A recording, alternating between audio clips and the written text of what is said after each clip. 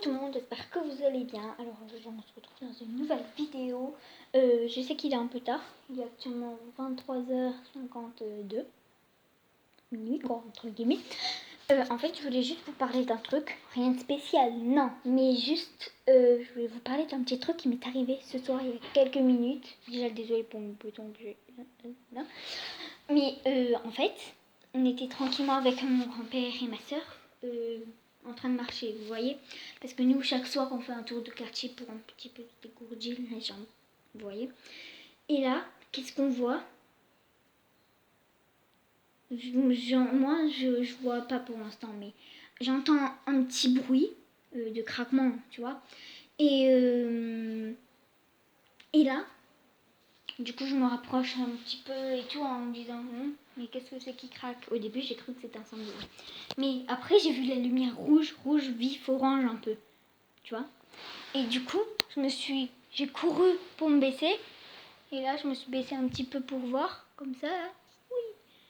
Et qu'est-ce que je vois? Des flammes. J'étais en mode oh putain. Du coup, je suis allée vite voir mon grand-père. Je lui ai dit mais quoi, je me rappelle les flics, les pompiers, là.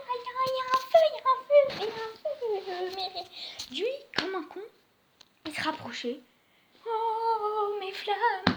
Je lui dis oui, si une flamme te saute à la gueule là, tu vas pas rigoler. Hein. Du coup, moi j'étais en mode panique. Donc, et après, on a appelé comme un con. Mon grand-père il a appelé le 17. Alors que je lui ai dit putain, mais c'est le 18. Ma meilleure amie s'est ouvert le front là, ici. Et j'avais pas retenu le numéro des pompiers. Depuis, je sais que c'est le 18. Putain, mais. Rina, si je passe par là, et en fait, du coup, on est descendu, là, on leur avait donné rendez-vous aux pompiers.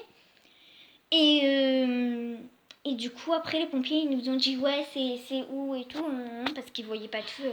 Et nous, on a dit, c'est plus haut, faut monter, vous pouvez pas vous tromper de route, il y a qu'une seule route. Et du coup, ils sont montés, et nous, on les a rejoints. Ils nous ont dit qu'en fait, c'était une personne...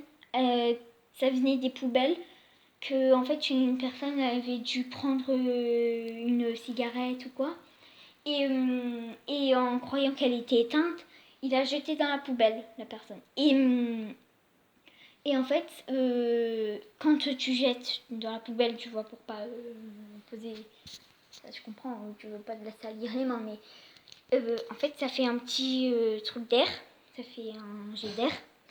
Et à ce moment-là, ça fait une étincelle. Du coup, la personne elle est partie tranquillement en croyant c'est bon, je fais pas de mal à la planète. Et après, ça avait pris de l'ampleur, personne n'avait vu. Ça s'était calmé tout seul.